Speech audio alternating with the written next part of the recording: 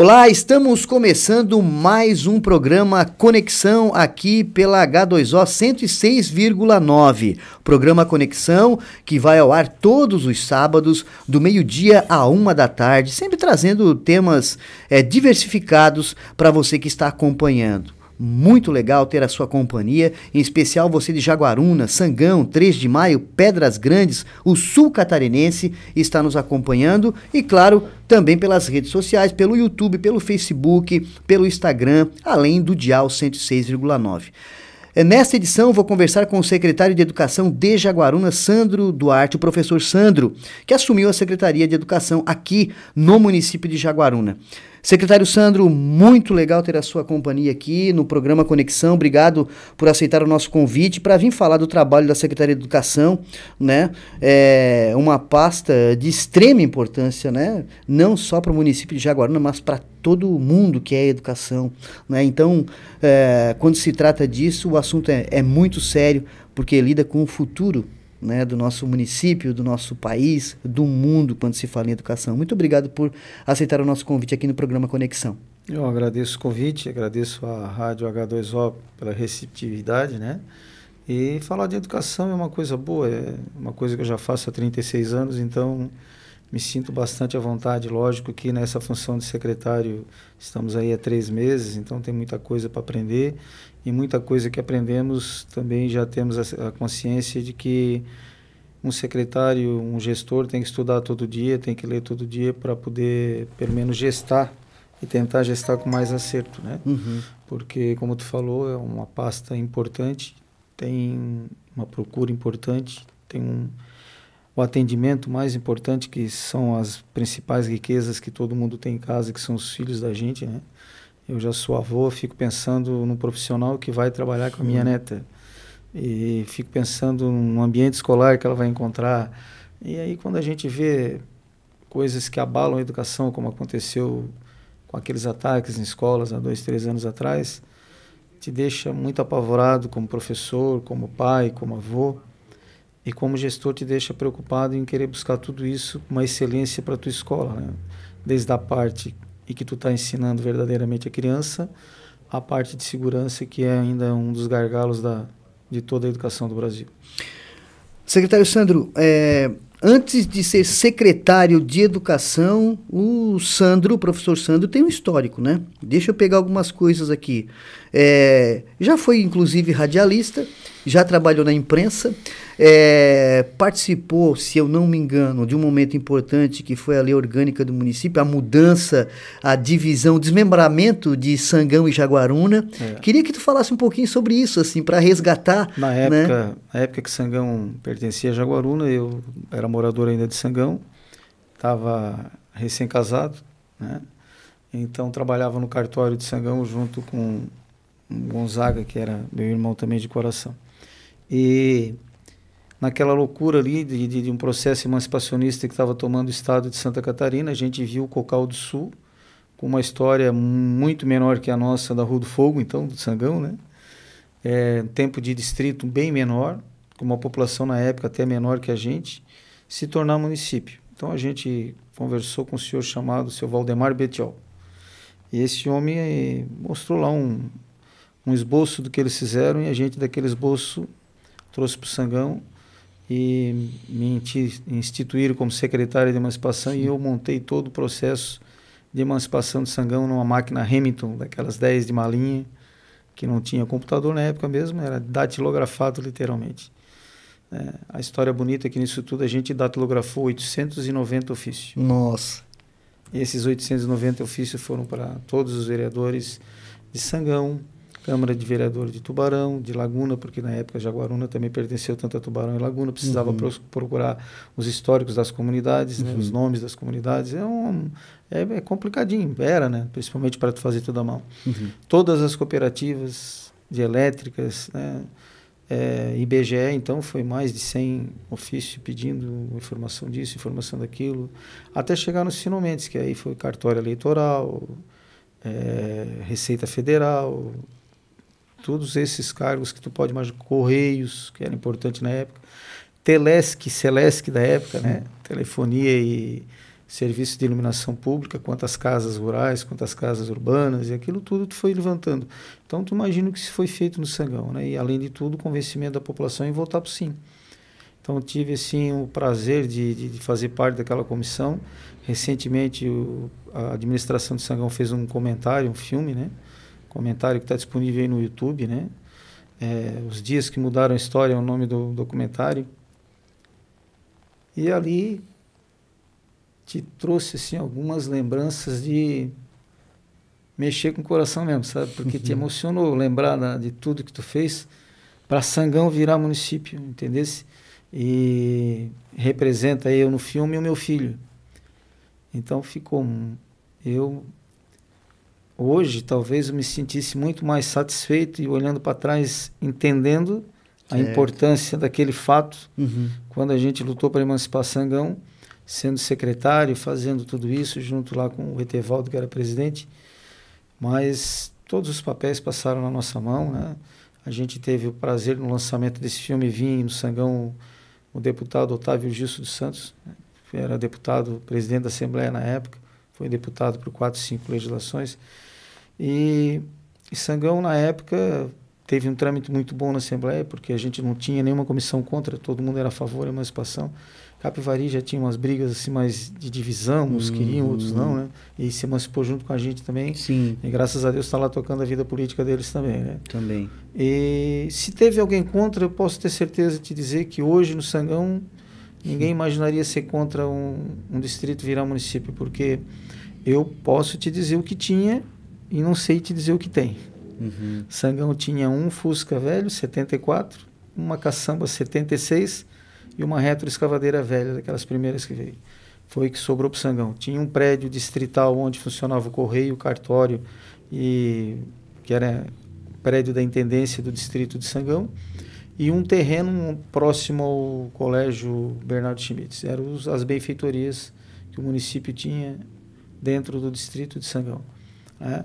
E disso se tornou-se essa pujança, que também aqui é nossos vizinhos, né?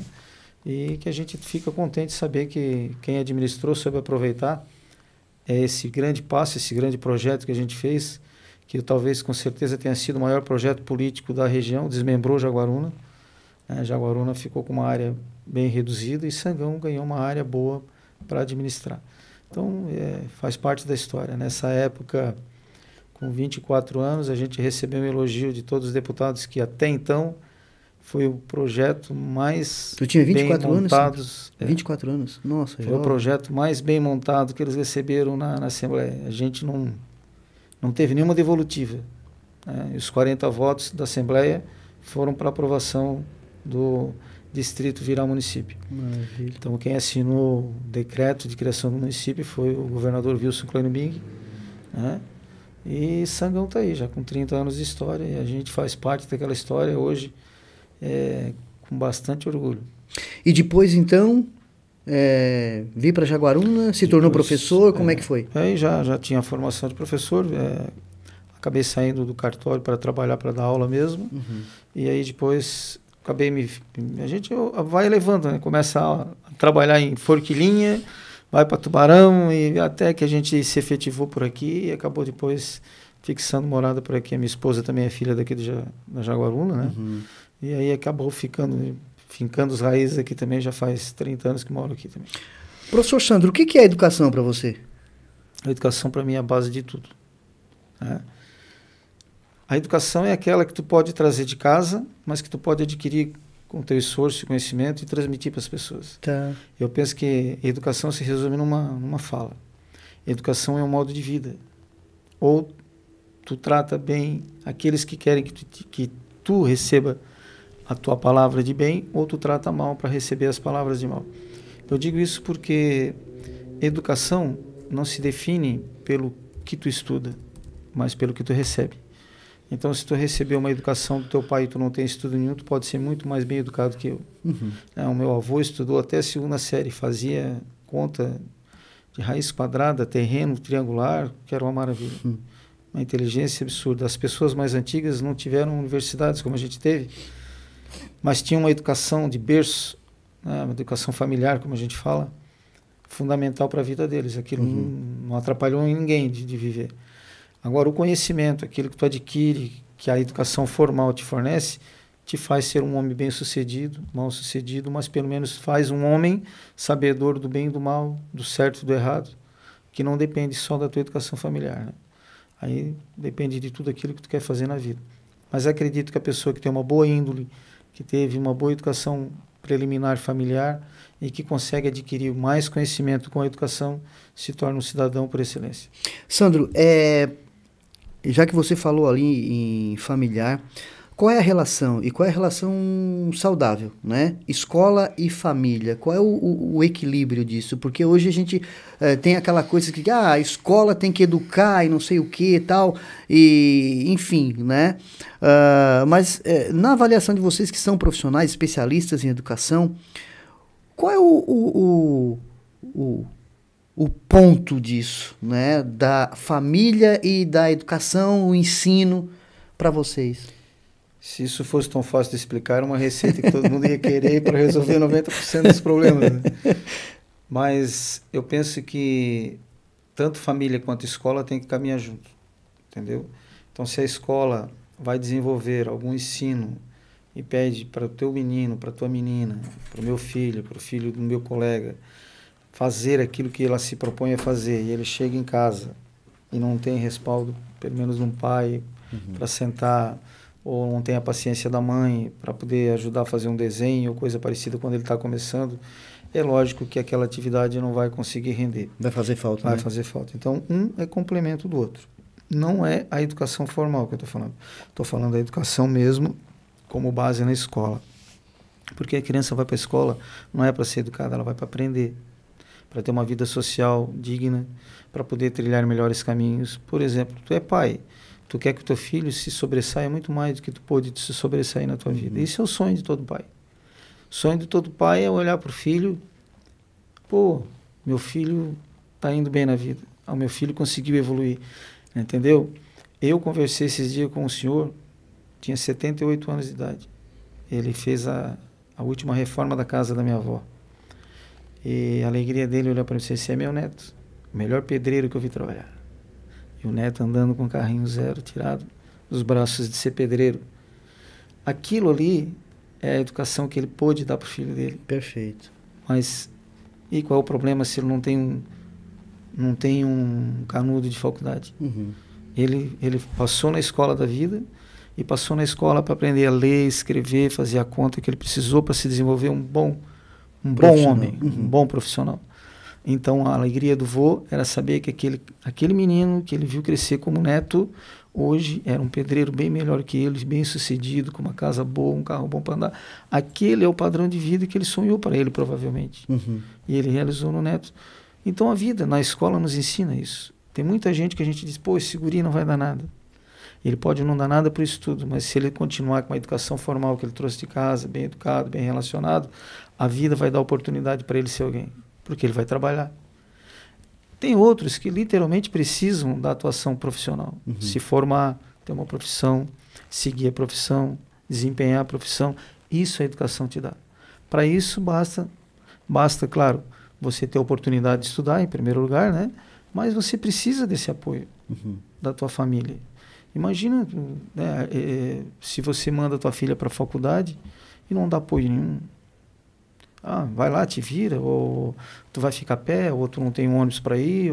Antigamente a gente saía do Sangão a pé para vir até o trevo da BR-101 para pegar um ônibus que vinha lá de Araranguá para ir para a Unisul.